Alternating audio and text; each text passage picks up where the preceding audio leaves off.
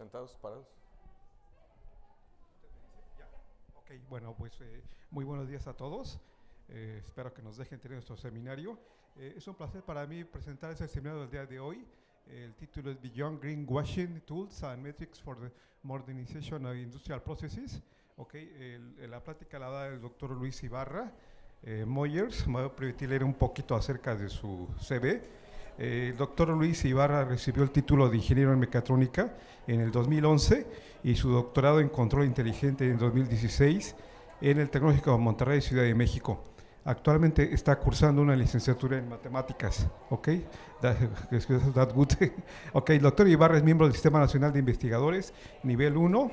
Ok, CONACYT, México. Es miembro senior del Instituto de Ingenieros Eléctricos y Electrónicos y miembro de la Institución de Ingeniería y Tecnología. ¿Okay? Ha participado en numerosas actividades de consultoría relacionadas con equipos de monitoreo y control para sistemas de energía y maquinaria eléctrica, sistemas de automatización y en la planificación de despliegues de recursos energéticos distribuidos.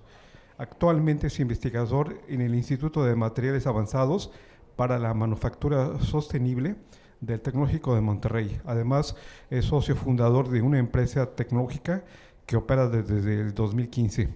Sus principales intereses de investigación son sistemas de energía, control automático, maquinaria eléctrica, procesamiento de señales y matemáticas aplicadas. ¿Ok? Bueno, tenemos el placer de escucharlo. Al final tendremos una sesión también de preguntas. El seminario me dijeron que también está en live, ¿verdad? En live, perdón, ¿sí? También para que pues lo puedan seguir en ese ambiente. Luis, adelante, por favor. Muchas gracias, doctor Flores. Pues bueno, para comenzar, pues quisiera... disculpe. Quisiera comenzar esta plática hablando de qué es greenwashing, ¿no? Es un término que está muy de moda, que hemos escuchado ya mucho. Sin embargo, desde una perspectiva más técnica o más de investigación, ¿por qué nos interesa greenwashing? Este término, como muchos de ustedes quizás sepan, se refiere fundamentalmente a cuando una empresa o una entidad, incluso en un nivel personal, está... digamos, explotando o incluso hasta falsificando algún beneficio ambiental a partir de las acciones que está tomando. Es decir, está tratando de engañar con tal de obtener el favor de algún público a través de su aparente responsabilidad ambiental. Es importante puntualizar porque si bien no voy a concentrarme en declarar o en denunciar cómo es que se hace greenwashing, voy a presentar un problema que creo que es todavía más profundo y tiene mucho que ver con cómo estamos haciendo investigación y desarrollo en redes eléctricas al momento. Entonces, bueno, voy a comenzar.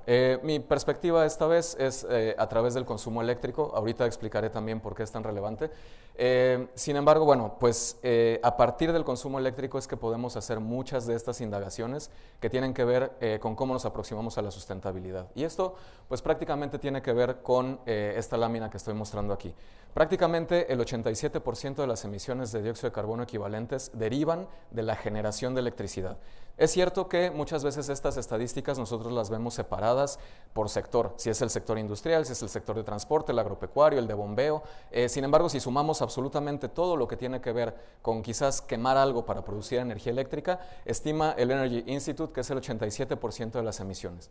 Esto representa, pues, más o menos en 2022, 39.3 gigatoneladas de dióxido de carbono, y pues gigas son miles de millones, estamos hablando de miles de millones de toneladas. Prácticamente no podemos suspender la producción eléctrica porque todas las actividades fundamentales de la humanidad y de nuestra vida diaria dependen de la electricidad. Podemos pensar rápidamente en el internet, en las bolsas de valores, en los hospitales, todo depende de electricidad y actualmente de hecho la Organización de las Naciones Unidas menciona que la electricidad es tan importante, la pone a la par como el agua y como la comida.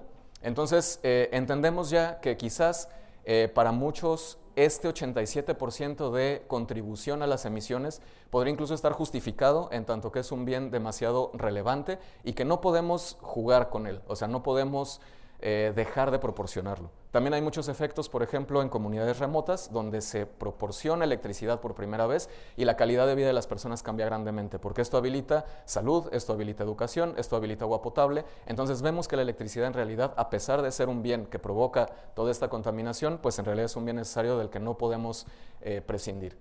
Entonces, ¿cuál es quizás un potencial problema? Bueno, pues esta modernidad nos ha traído también el proceso de electrificación.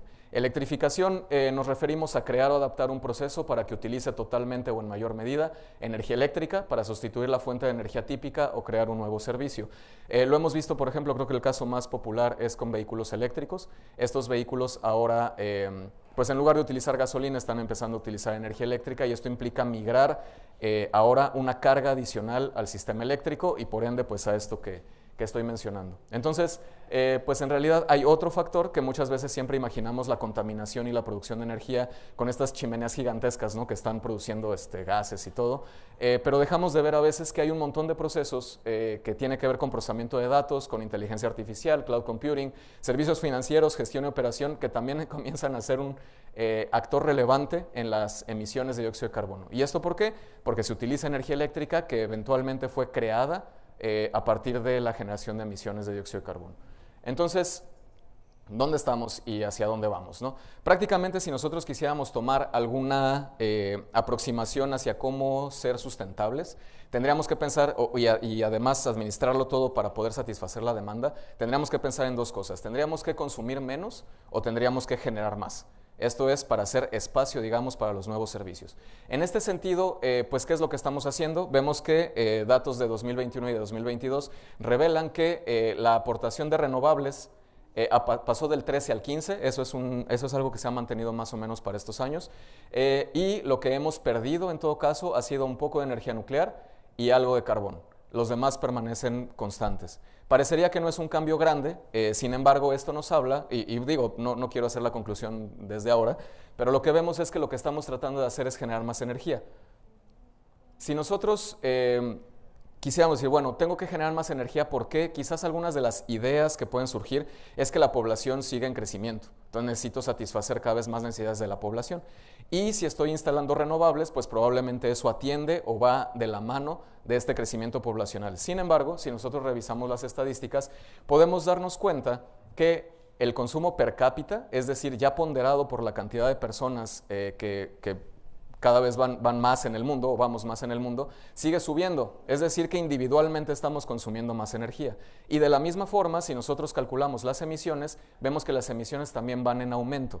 Entonces, esto nos da pues una perspectiva más o menos pues oscura o triste si lo comparamos también con el crecimiento de las energías renovables. Vemos en esta gráfica de acá que la producción eléctrica va en subida, pero la de renovables va en subida exponencial, mientras que la de fuentes tradicionales no crece exponencialmente, crece a un ritmo más o menos parejo, y de hecho se ha reducido un poco. Esto lo que nos da pues son números contradictorios. Lo que observamos aquí es que tanto el contaminante como el consumo per cápita van de subida, pero que las renovables se están instalando de una manera todavía más rápida, lo que nos deja la conclusión de que no están otorgando el servicio prometido, ¿no? Quisiera hacer un breve paréntesis para mencionar, miren, en este punto de aquí en 2020, efectivamente la humanidad consumió menos energía y se emitieron menos contaminantes. Curiosamente, ese punto de ahí coincide con la pandemia. Entonces vemos que sí, efectivamente, existe una posibilidad de consumir menos, porque obviamente pues, el mundo se detuvo de alguna manera comercial y económica, pero vemos que a final de cuentas, pues aquí estamos, ¿no? Entonces existen alternativas para consumir menos. Sin embargo, nuestra perspectiva desde ya hace mucho tiempo ha sido generar más. Para avanzar con esto, pues bueno, si lo llevamos a números, sabemos que de 2022 a 2023 la producción aumentó 2.26% en energética total. Sin embargo, la población mundial aumentó solamente 0.9%. Esto nos da que se produjo casi 3 veces más energía de lo aparentemente necesario, si quisiéramos suponer que cada persona consume la misma cantidad que otras personas previamente, ¿no? En realidad, si notamos el incremento en generación sucia fue solamente del 0.42%, mientras que el de renovables fue de 14.7%. Vemos este efecto que les comentaba de un crecimiento muy acelerado en renovables, ¿no? Para hacer un ejemplo, la capacidad instalada, es decir, lo que la etiqueta dice del panel solar, ¿no? Lo que creemos que instalamos y que vamos a producir. Voy a tomar el ejemplo de paneles fotovoltaicos, también está aquí de generación eólica, pero para ser sencillo, aumentó 21.1%. Sin embargo, la energía que generaron ya eventualmente fue solamente un incremento del 13.5%. Esto quiere decir también que lo que se está reportando como instalación eventualmente no deriva en esa cantidad en generación. Quiere decir que estamos instalando mucho, pero quizás no se le está sacando todo el jugo que se le podría sacar. O una situación más estudiada, digamos, del lado de investigación, que en realidad son muy dependientes del ambiente y la geografía. Y muchas veces no se están instalando los paneles en el mejor lugar y no se les está dando un mantenimiento adecuado. En realidad podríamos ponerlo también en números para pensar que el incremento de la contaminación en estos 2 años fue de aproximadamente 300 megatoneladas, y en absoluto que representa un 0.8%. Entonces, muchas veces este es el dato que se comparte cuando decimos la población creció el 0.9 y hubo un incremento relativo del 0.8. Entonces decimos, vamos bien, ¿no? Sin embargo, si ya cruzamos estos números, nos damos cuenta de que en realidad aparentemente no es este el factor que está determinando pues hacia dónde vamos, ¿no? Entonces, bueno, esa es parte de la reflexión. No quiero ahondar mucho en esto, pero quiero mencionar que normalmente esta es la perspectiva que tenemos cuando nos hablan de energías alternativas, de nuevas tecnologías como los vehículos eléctricos. Sin embargo, existe una cara diferente de la moneda, y esta cara diferente es lo que vemos en las imágenes de este lado, ¿no? Vemos, por ejemplo, que por situación del cambio climático que deriva de deforestación, que tiene mucho que ver con instalación de este tipo de generadores o con el aplanamiento del terreno, y también deforestación con este tipo de tecnologías, pues los recursos hídricos van migrando, ya no están llenando los mismos lugares. Y tenemos algunos casos, por ejemplo, donde hay presas en Brasil particularmente que se están quedando secas, y de hecho sabemos que tenemos algunos problemas también en México al respecto de los movimientos de los recursos hídricos. Eso es derivado del cambio climático, pero también es un efecto secundario de dejar zonas en donde ya no puede haber captación de agua, y eso es algo que se provoca, por ejemplo, con este tipo de tecnologías.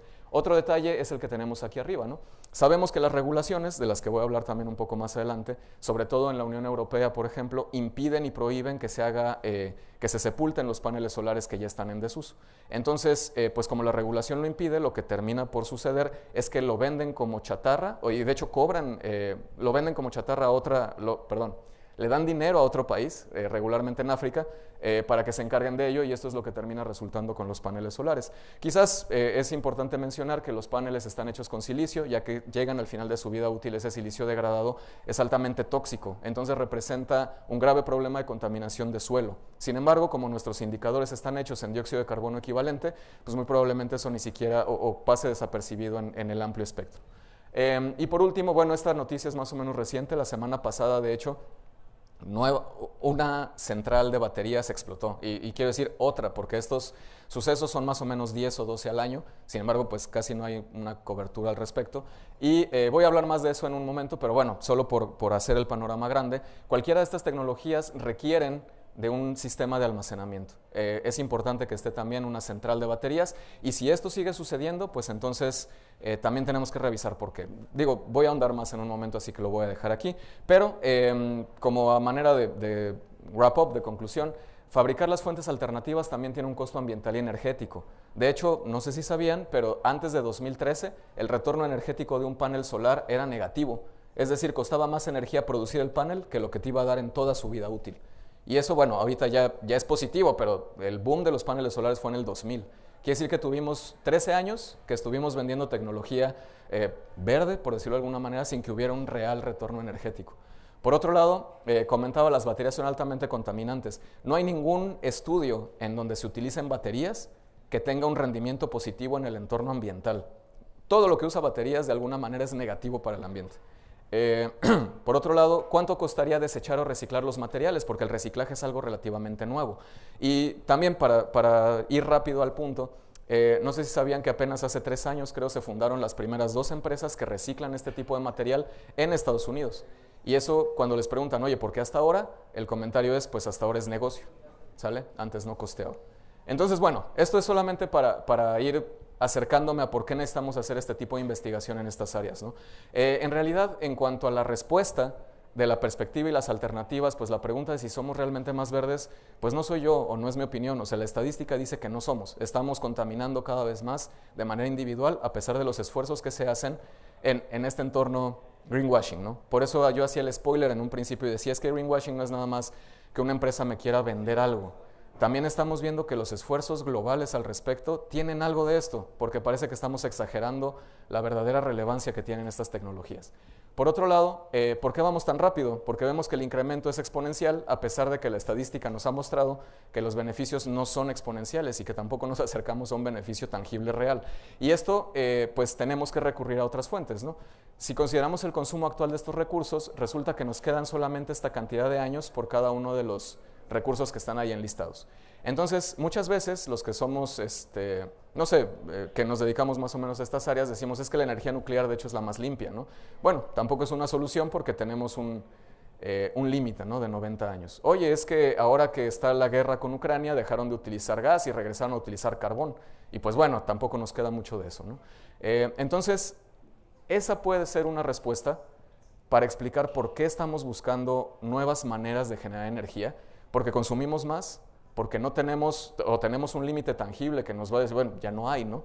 Y entonces quizás eso apunta a por qué lo estamos haciendo así. Entonces, como decía al principio, no podemos echarnos para atrás, no podemos dejar de producir energía, estamos consumiendo más energía y se nos va a acabar esto de acá. Luego entonces, pues necesitamos alguna alternativa para lograr nuestros objetivos, ¿no?, como humanidad. Por lo tanto, yo siempre lo insisto, ¿no?, incluso en las clases, ¿no?, digo es que no son energías verdes, ¿no?, incluso a veces no son tampoco renovables, ¿no?, son energías alternativas. Y si las tratamos así, de manera crítica, entonces podemos impactar quizás en el desarrollo hacia el futuro.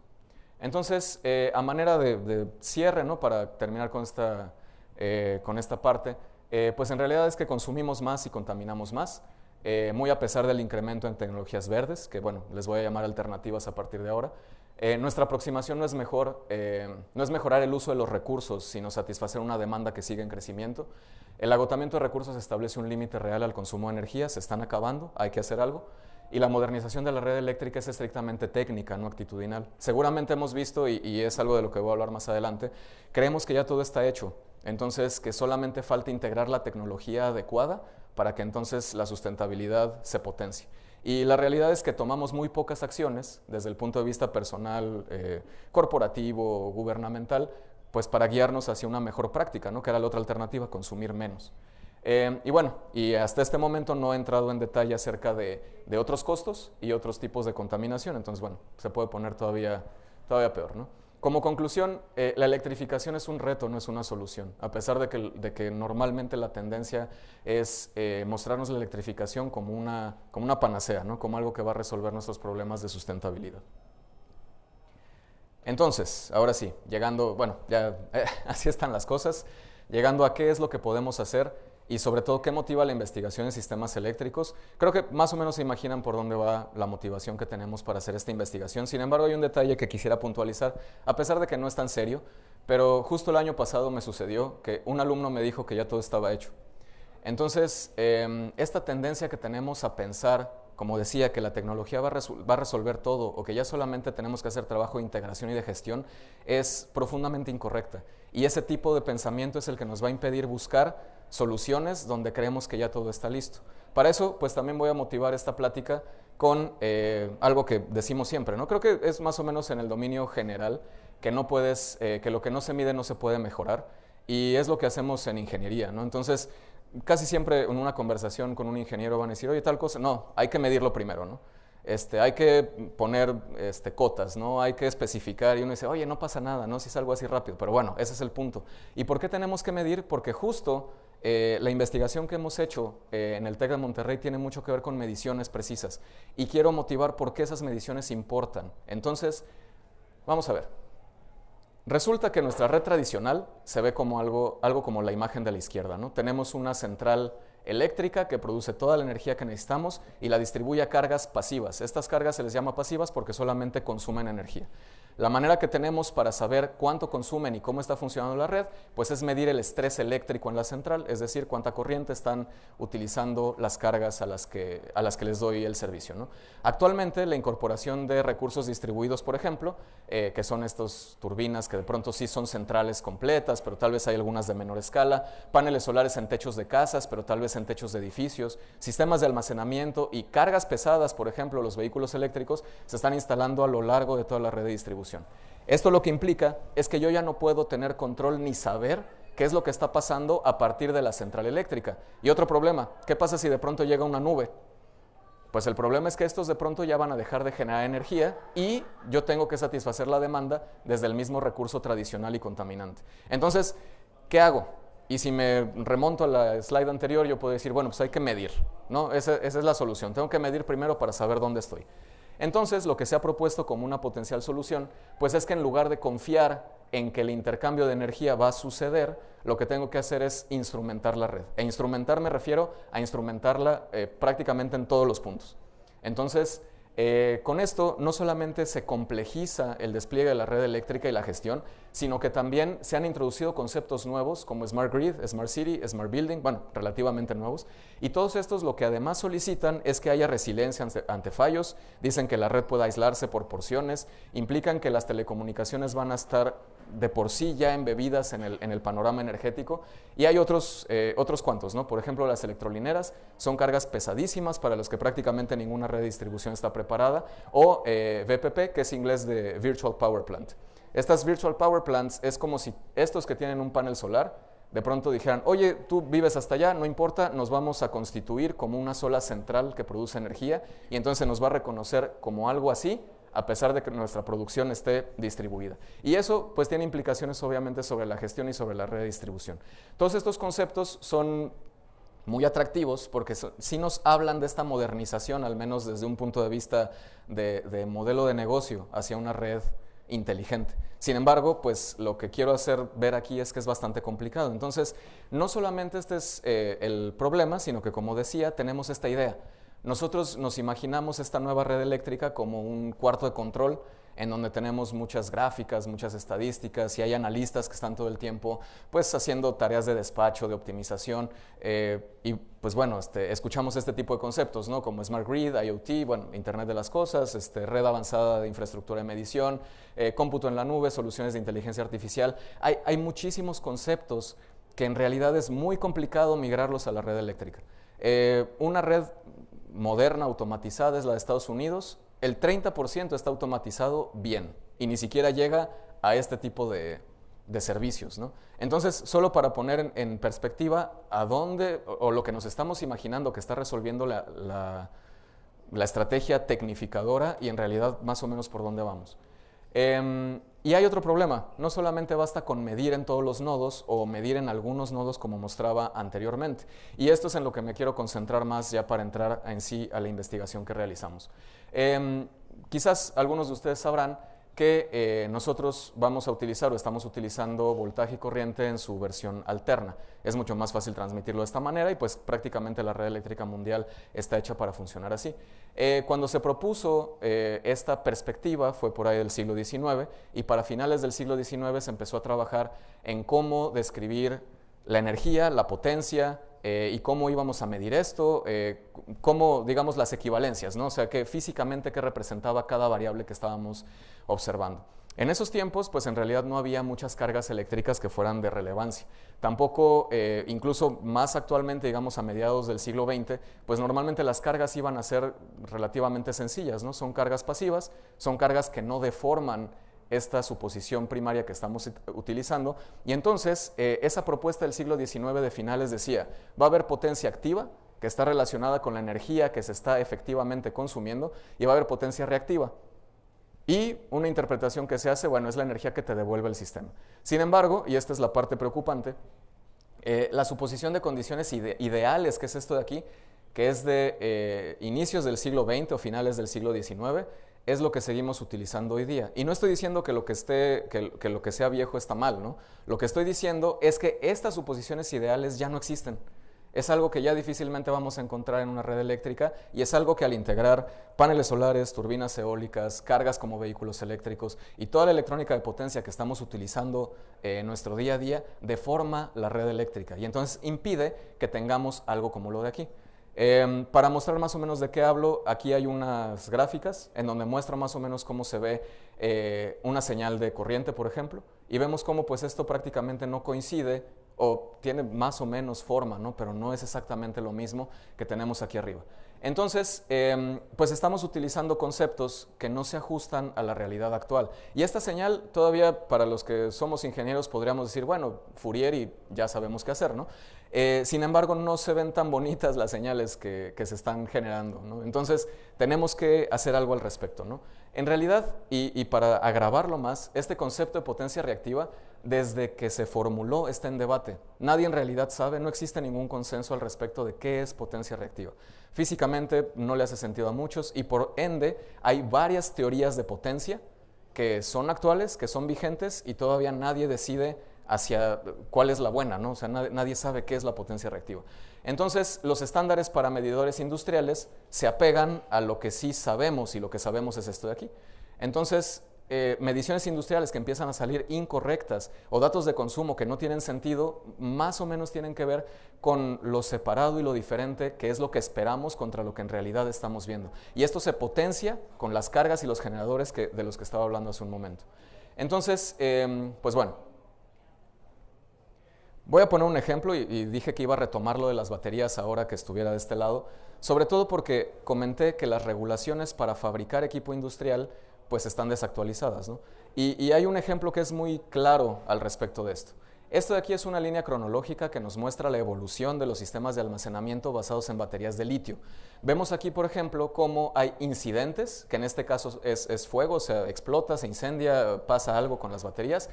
Y aquí tenemos la creación de códigos y estándar, y aquí tenemos en azul otras guías, ¿no? O sea, que no son oficiales. Vemos cómo de pronto hay muchos incidentes. Lo que hace la comunidad es responder con algunos estándares, con algunas guías, más estándares, más guías, vuelve a ocurrir un incidente, más estándares, más guías, 2 incidentes, más estándares, más guías.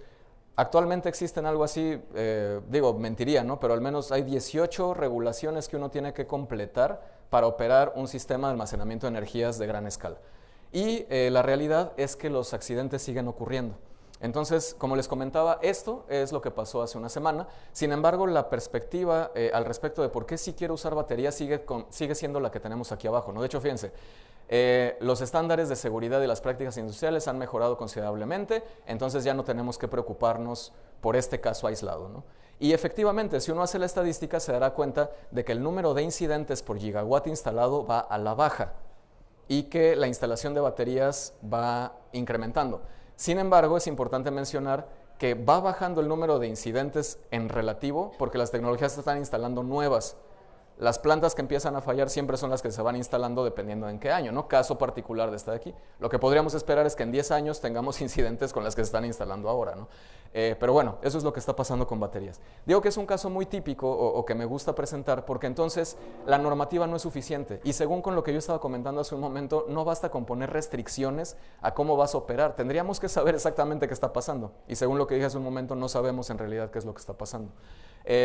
Otra situación que tiene que ver con la normativa es que muchas de estas guías y prácticas no atacan el problema eléctrico como tal, sino que en realidad, por ejemplo, es normativa para el encapsulamiento de las baterías. Entonces, ya sé que se va a quemar, pero que se queme ahí, ¿no? O ya sé que se va a quemar, pero tiene que haber una línea de bomberos a tantos metros. Entonces, no son regulaciones que efectivamente estén atacando el problema, ¿ok? Para ser muchísimo más precisos y para poner un ejemplo también un poco oscuro, hay un estándar de IEEE, el 1459, que justamente existe para medir potencia en el caso no sinusoidal, que son los casos perturbados de los que estaba hablando hace un momento. Sin embargo, recurre a separación armónica, Fourier como les dije, y eso no se puede hacer en línea, entonces yo no puedo monitorear, ni tampoco puedo optimizar en el momento, ¿no? No define qué es potencia reactiva, solamente te da guías para que la calcules y define potencia no activa de manera alternativa, con la que no podemos hacer, por ejemplo, corrección de factor de potencia. Lo interesante aquí, y esto es trabajo de uno de los alumnos que están ahí en el laboratorio, descubrió que de hecho IEEE tiene un, no sé si llamarle estatuto, en donde dice que todos sus estándares tienen que revisarse cada 10 años. Bueno, pues me atrevo a decir, no sé si es el único, pero casi el único que no pasó por esta revisión es este aquí. Y eso pasa porque la gente que participa en este comité tampoco está de acuerdo al respecto de qué es potencia reactiva en el caso no sinusoidal. Entonces no hay una revisión de 2020 y este es el estándar más actual que existe para medición de potencia reactiva en este caso. Por otro lado, tenemos IEEE C37.118.1. Esto es para sistemas de medición, para sistemas de distribución y, como se podrán imaginar por lo que ya he comentado, también está basado en señales sinusoidales puras, es decir, limpias totalmente. Reporta información fasorial 50 o 60 veces por segundo, cosa que no es suficiente para muchas de las estrategias que queremos poner. La electrónica de potencia es muchísimo más rápida y los tiempos de respuesta son de hasta 2 ciclos eléctricos, es decir, que te puedes tardar hasta 2 periodos de la señal para dar un valor verídico. Y esto en un caso de fallo, donde tenemos picos, donde tenemos caídas, pues simplemente no es suficiente. Y por último, para no dejar de lado lo que mencioné en un principio acerca de huella de carbono, esto es un poco menos técnico. En realidad existen hasta 26 criterios de calificadoras, por ejemplo, para decir cuál es la huella de carbono o para decir con tus acciones cuánta huella de carbono estás emitiendo o dejando de emitir. El hecho de que sean más de 26 pues nos da una idea de que no tampoco existe un consenso real y según lo que comenté hace un momento tampoco podríamos medir cuál es el impacto real en cuanto a huella de carbono. Sin embargo, y por mencionar también, estos criterios están mayormente basados en inversión, es decir, cuánto invertiste en tus soluciones verdes. Y pues yo puedo invertir mucho, comprar los paneles y guardarlos, ¿no? Eso sigue siendo parte del indicador. O puedo colocarlos mal, ¿no? Mirando hacia donde no va a estar el sol. Entonces eso no es parte de estos indicadores. Y por otro lado utilizan factores medios, es decir, dicen, bueno, todo esto que pasó, la media es esto. Entonces, bueno, ¿cuál es la conclusión?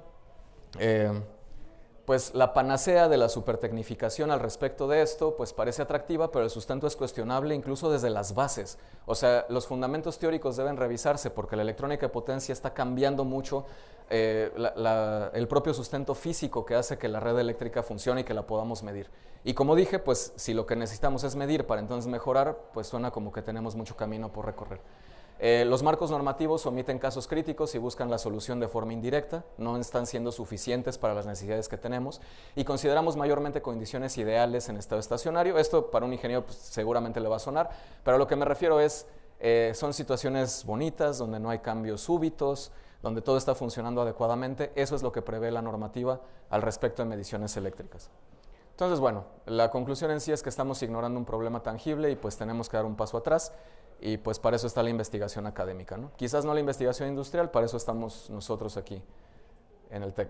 Entonces, pues voy a comentar acerca de algunos resultados recientes. Voy a tratar de ir rápido porque el contenido es más pesado, pero bueno, trataré de hacerlo de manera efectiva, ¿no? Allá en Ciudad de México, que es donde yo estoy normalmente, tenemos un laboratorio. Es un laboratorio para hacer simulación en tiempo real de sistemas eléctricos y donde también podemos hacer pruebas de dispositivos como tal, ¿no? Podemos emular redes eléctricas, podemos medir corrientes, tenemos máquinas eléctricas. Aquí hay algunas de las fotos de las que usualmente ponemos en los artículos científicos, por eso tienen los numeritos ahí marcando, pero bueno, hacemos pruebas con este tipo de dispositivos.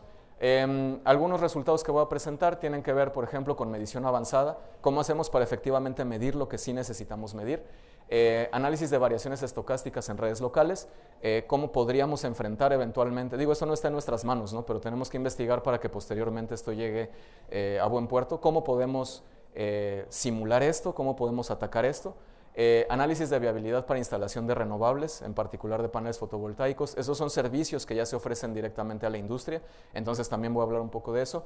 Y algunas alternativas sustentables para el confort térmico, solo lo voy a mencionar, pero bueno, es parte también del trabajo que estamos haciendo allá en Ciudad de México. Y bueno, mencionarlo de una vez en colaboración, de hecho, de algunos de ustedes, ¿no? Que están aquí y sí, pues sobre todo aquí con Campus Monterrey.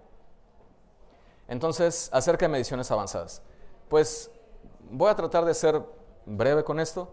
Normalmente las señales que yo estuve mostrando en su caso ideal se van a ver como la segunda gráfica, ¿no? Como esta que es amarilla y morada, van a ser señales suaves, señales que no tienen ruido, que no tienen perturbaciones.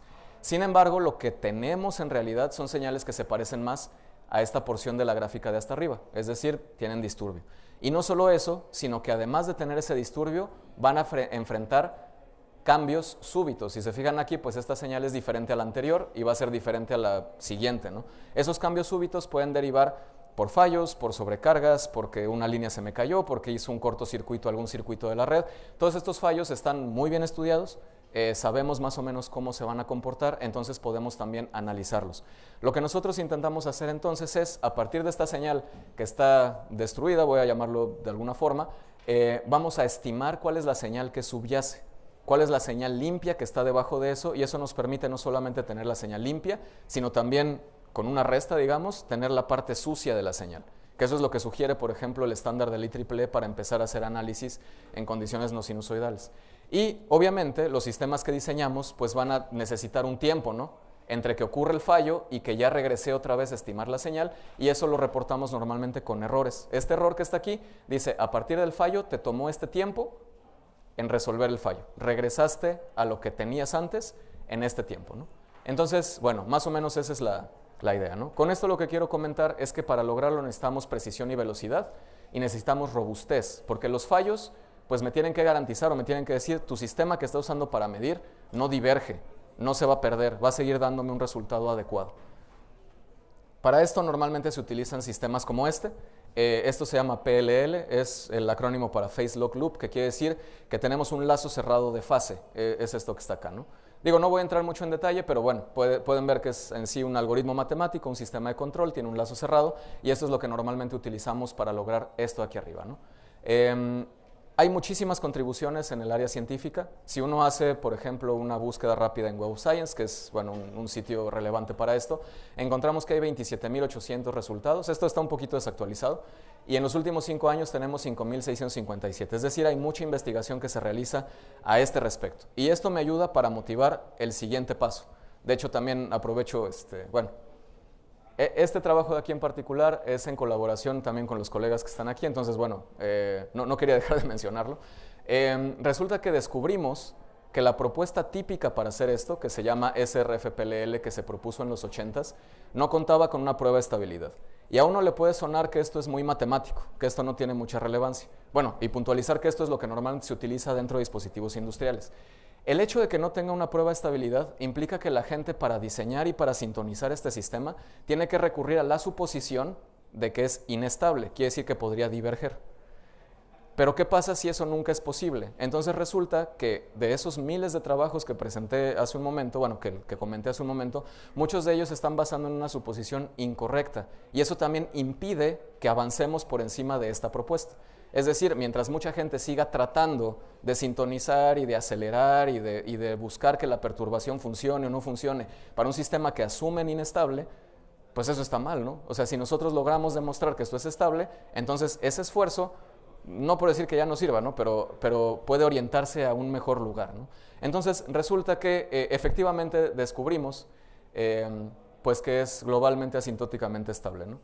Entonces eso es un resultado importante, no solamente porque resuelve un problema de hace 40 años, sino porque a partir de esto hay una nueva visión a futuro. De hecho, pues muchos trabajos empiezan a notar esta contribución y empiezan a decir, bueno, pues entonces tengo que irme por otro lado, ¿no? O partiendo del hecho de que es estable, puedo acercarme más a un objetivo diferente que yo tengo, ¿no?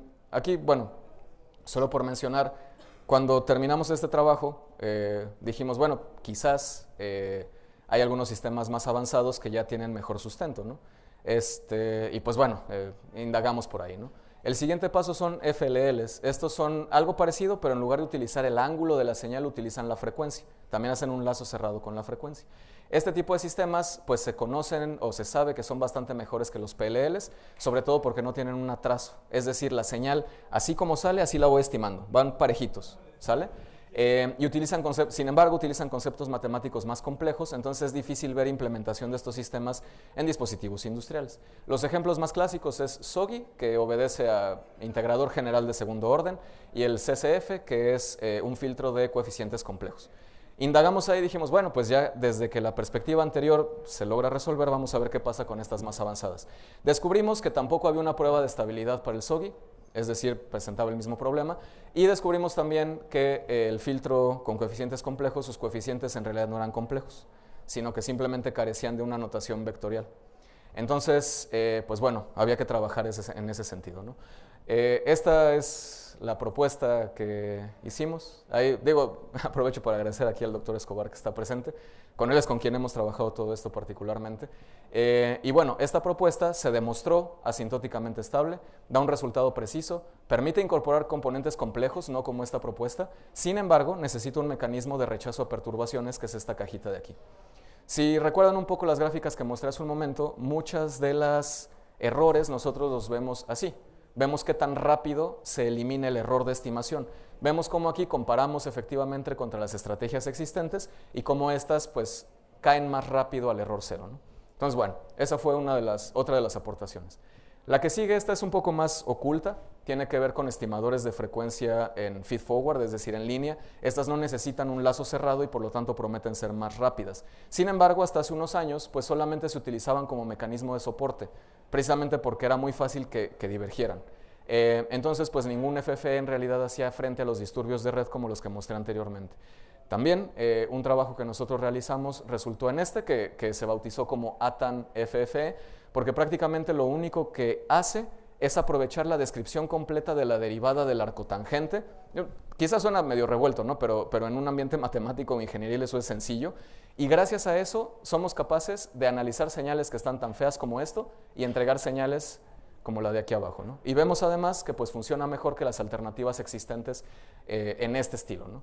Entonces, lo que quiero mostrar es que en PLLs pues tuvimos que enfocarnos para lograr mediciones precisas. En FLLs también aportamos para hacer mediciones precisas. En FFE también aportamos para hacer mediciones precisas.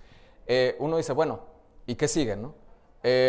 Actualmente, y esto es parte del trabajo que estoy realizando, hay una nueva propuesta que está en el horno, entonces todavía no voy a presentar nada muy comprometedor, pero observamos que esta propuesta puede caer en la mitad del tiempo que las alternativas anteriores y que además presenta menos ruido. Entonces, bueno, esto es trabajo, digamos, a futuro, pero eso es a lo que queremos llegar. Idealmente, deberíamos de poder tener la señal de inmediato.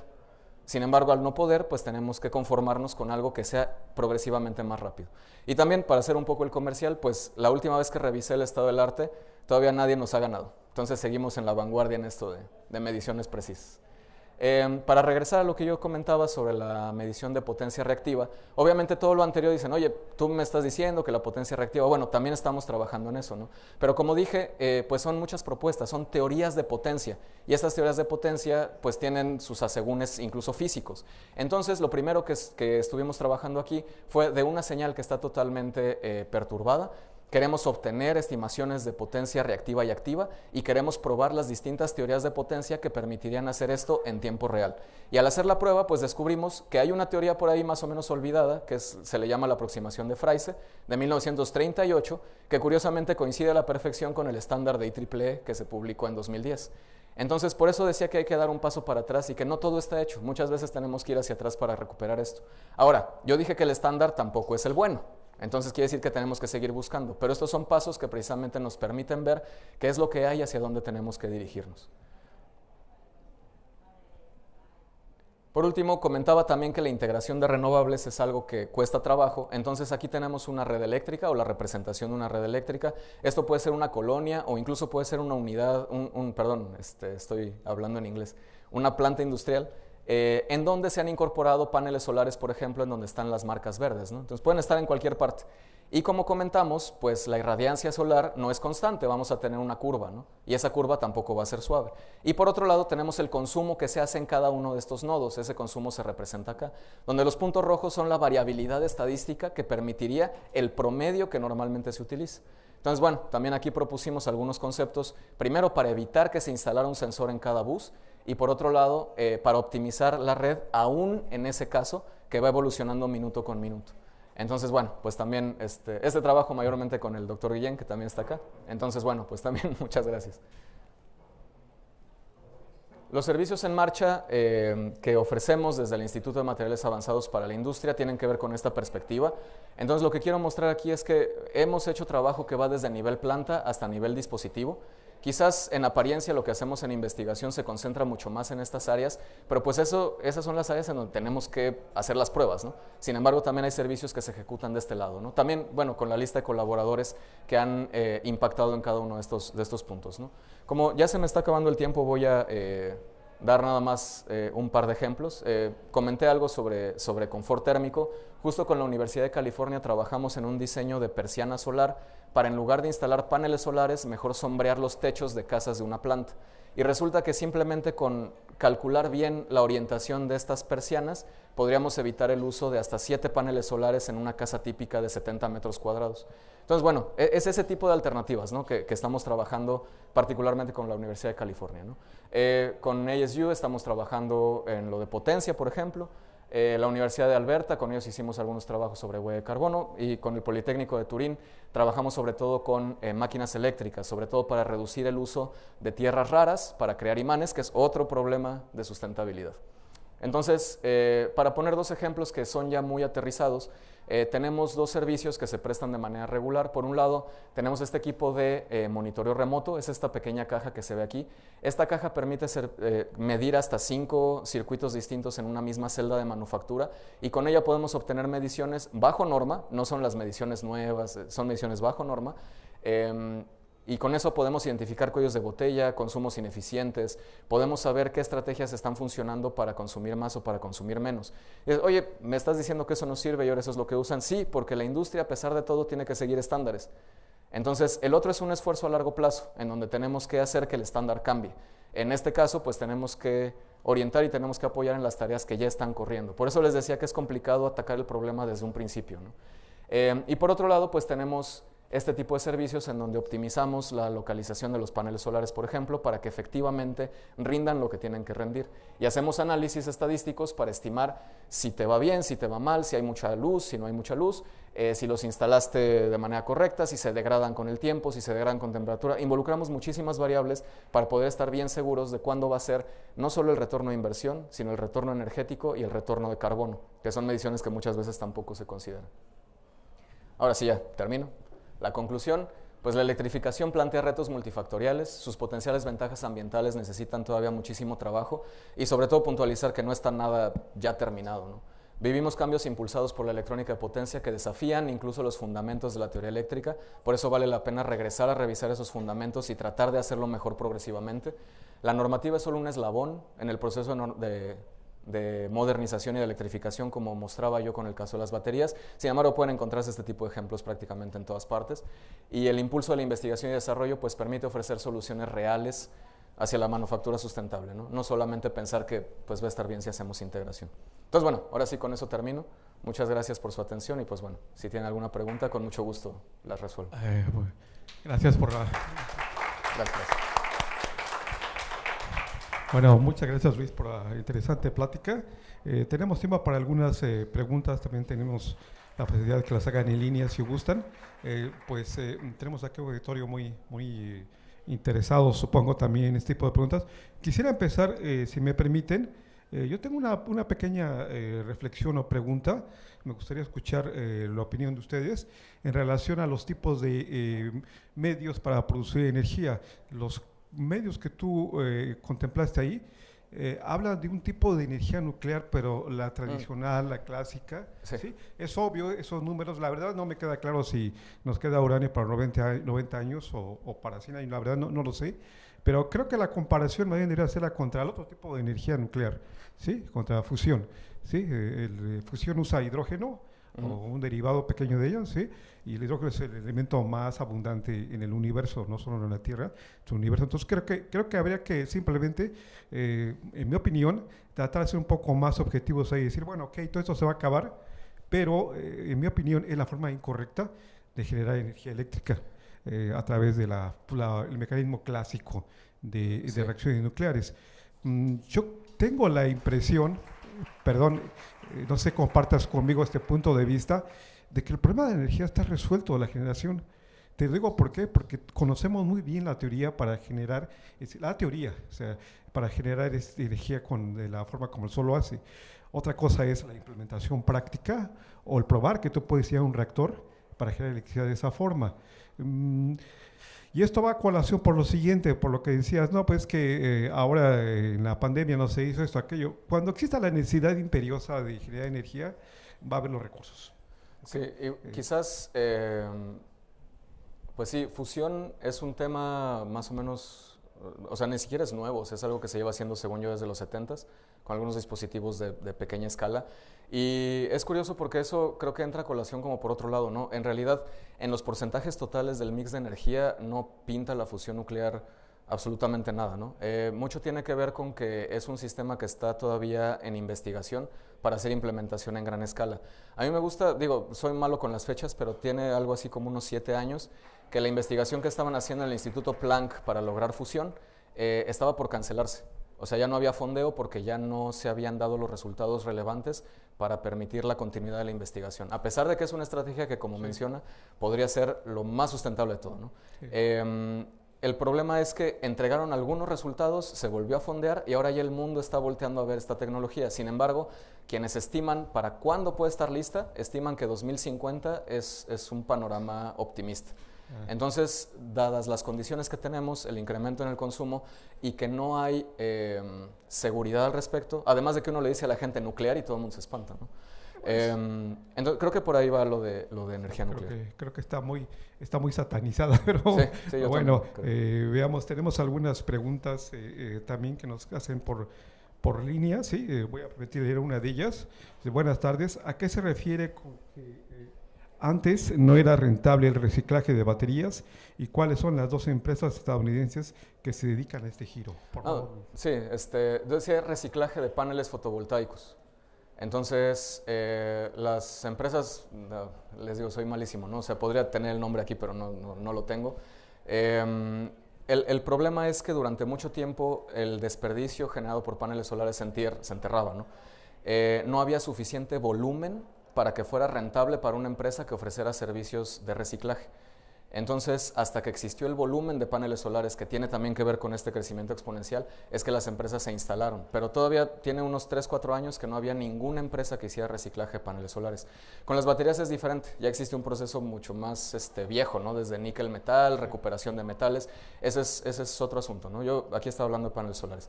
Y a colación comentar que también las turbinas eólicas también se degradan y también se tienen que enterrar o se queman o se lanzan al océano y tampoco hay nadie que esté reciclando ahorita esas palas, ¿no? Entonces, a eso me refiero, ¿no? Muchas veces dejamos de ver el final de vida útil de este tipo de tecnologías. Sí, absolutamente de acuerdo contigo. Yo creo que algo que nos está faltando cuando diseñamos nuevas tecnologías es ver qué vamos a hacer cuando salgan de servicio. ¿Okay? Yo creo que es algo que no nos ha interesado mucho. Ni de estudiantes nos enseñan a optimizar el uso de energía, de materia, pero casi nunca nos piden que pongamos atención qué va a pasar con este material cuando deje de ser útil. Y creo que esto tendría que ser algo que deberíamos enfatizar más con nuestros alumnos. Decirles, ok, pues necesitamos un material que reemplace, no sé, tal, pero también ese material debe ser fácil de reciclar o disponer de él, no solamente que sea útil durante su vida, sino deberíamos hacer algo con él durante el diseño para garantizar que sea posible que va a ser fácil después claro, digamos, de procesar, ¿sí? Creo que hay una pregunta por acá. Dígame. A ver, por favor, adelante. Mientras tanto les comento, ¿no? Que también al respecto de los materiales y de las baterías, la ONU también lanzó una recomendación para Tesla, para Panasonic, para proveedores grandes de baterías, donde les decía, por favor, dejen de hacer pilas cilíndricas, son las más difíciles de reciclar. Lo más fácil de reciclar son las que se llaman pouch, que son como bolsitas rectangulares. Pero eso no da el rendimiento, sobre todo en costos y tampoco en vehículos. Entonces, pues las empresas deciden ignorar este tipo de recomendaciones, ¿no? Entonces, tiene mucho que ver con esto. Ya sabes que la economía siempre es lo que domina aquí. Perdón, adelante. Sí, muchísimas gracias, Luis, por esta excelente presentación. Muchas la gracias. verdad, y fue de menos a más en cuanto a cuestiones técnicas y matemáticas y muy sofisticadas. Mira, el ciclo de vida. Creo que hablar de sostenibilidad es hablar de ciclo de vida. Y hablar, por ejemplo, de este libro de McDonough y Bernhard, de Cradle to Cradle. Y creo que nos está costando trabajo hacer eso en todo, porque además el capitalismo recalcitrante exige que las cosas se hagan rápido, que los diseños salgan pronto. La investigación lleva tiempo, el pensar bien de dónde vienen las cosas y a dónde van en cualquiera de los campos. En el campo energético, ahorita el doctor dijo, creo que tenemos resuelta la cuestión energética. Yo lo dudaría mucho, doctor. No tenemos resuelto nada, ni en agua, ni en energía, porque primero están los intereses económicos. Entonces, si lo tuviéramos resuelto, ahorita ya no estuviéramos apostándole a los combustibles fósiles y el señor Trump lo va a seguir haciendo. Entonces, no creo que tengamos nada resuelto, no porque falta voluntad, porque la voluntad es la más difícil. Creo que la investigación y los conocimientos que le está mostrando ahí están. Creo que lo más difícil es la parte ética y la parte de darnos tiempo. ¿Cómo le haríamos, Luis, para poder hacer que en todos los proyectos y con nuestros estudiantes y con las empresas nos demos tiempo de hacer un análisis del ciclo de vida y de pensar de manera diferente, un cradle to cradle, o sea, de la cuna a la cuna y no de la cuna a la tumba, por todo esto, porque nada es inocuo. ¿Cómo le haríamos, Luis?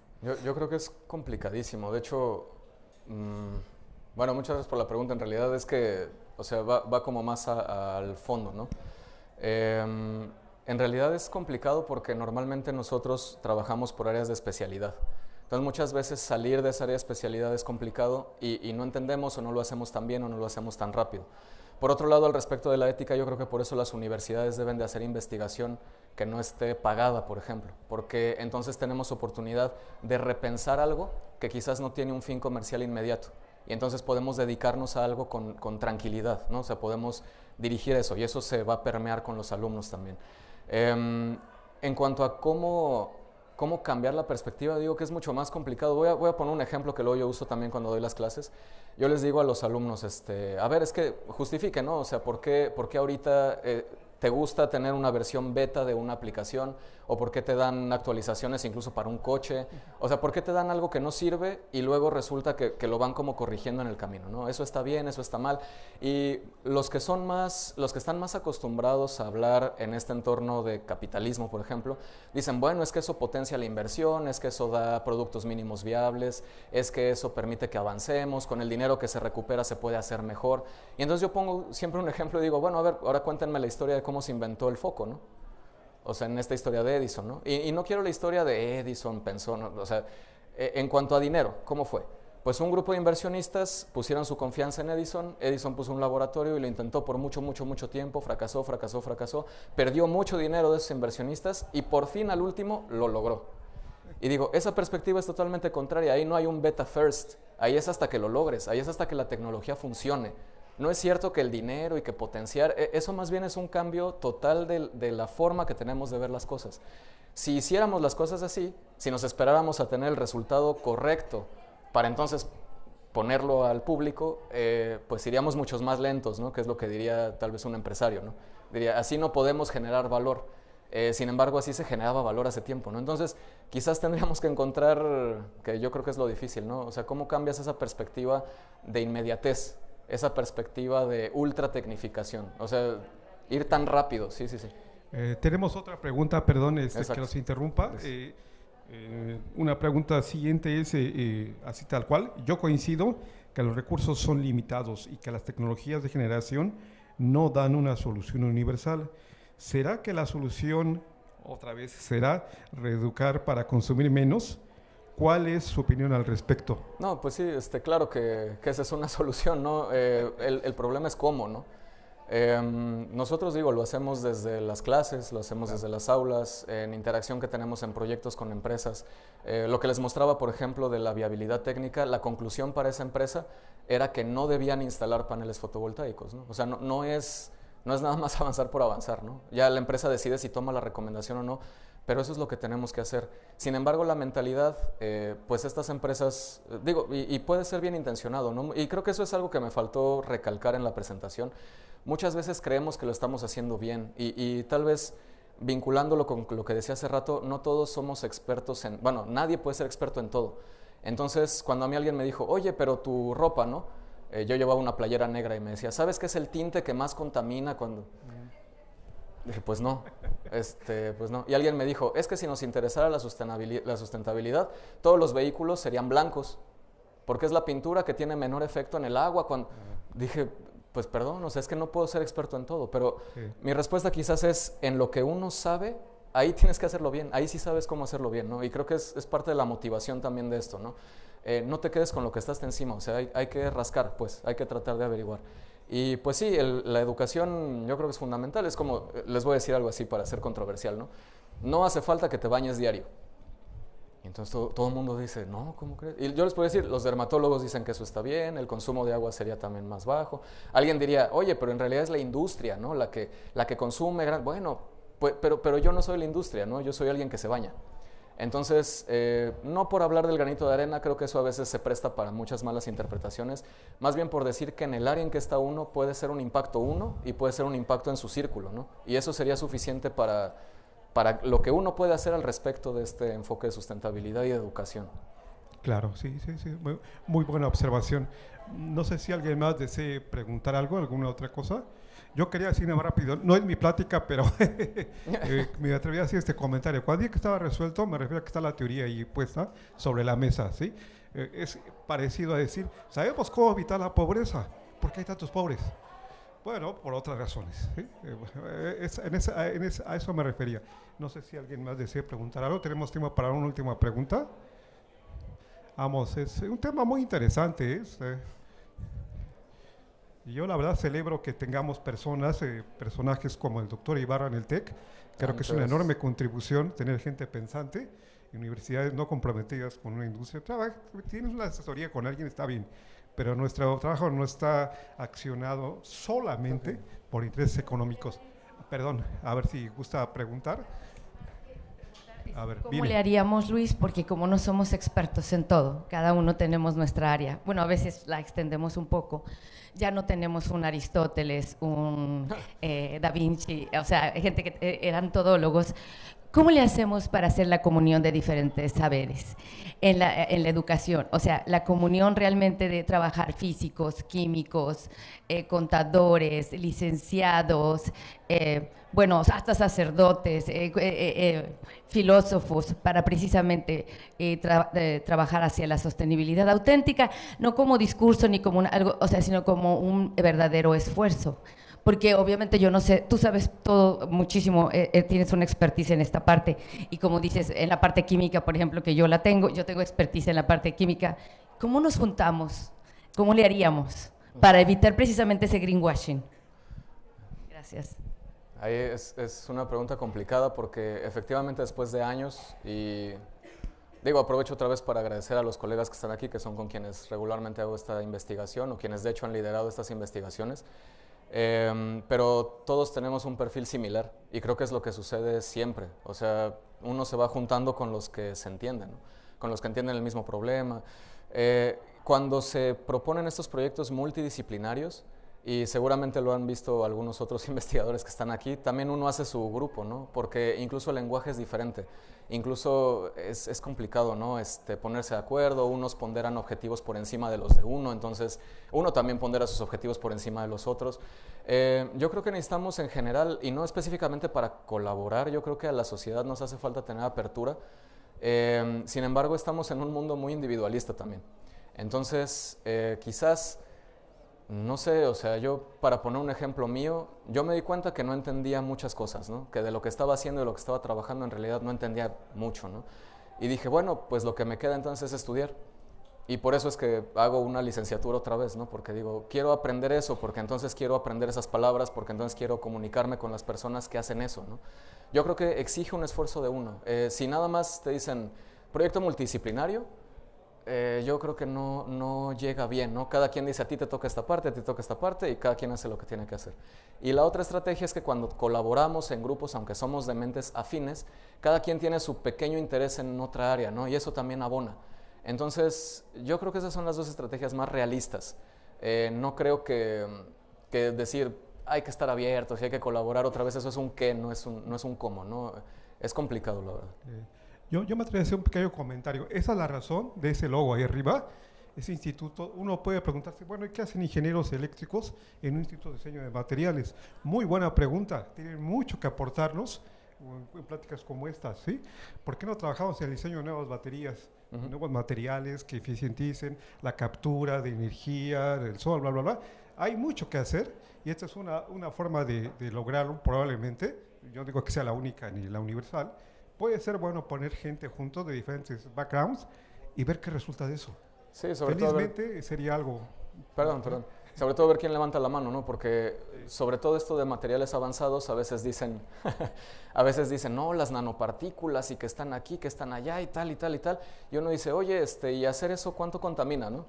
No, pues un montón. Ah, ok. ¿Y cuánto cuesta? No, pues otro montón, ¿no? Entonces, Por eso hace falta que no nada más los de nanomateriales hablen con los de nanomateriales, ¿no? O sea, hace falta que haya alguien alrededor como para decir, oye, y a ver, ¿cómo fabricas eso, ¿no? En manufactura, ¿no? Y ya que es el proceso de manufactura, oye, pero eso es muy contaminante, no estás resolviendo en sí el problema, ¿no? Y tiene que ver con ciclo de vida, o sea, todos los puntos, no es nada más la técnica ahí en el centro, ¿no? Tenemos que ver lo anterior y como dice el doctor, hay que levantar la mano, ¿no? Hay que escuchar, eso me refiero con estar abiertos quizás. Pues muchas gracias a todos. El Correcto. tiempo se nos ha acabado, una plática muy interesante. Yo supongo que pueden continuar su charla un poco en la comida, en el break. ¿Ok? Gracias, Luis, otra vez. Muchas gracias a ustedes. Mucho gusto en haber tenido con nosotros en esta ocasión y a ustedes por su visita. Yo les invito a que compartan su punto de vista con Luis y pues con toda la gente que así lo permite o lo desee. Gracias, muy amables.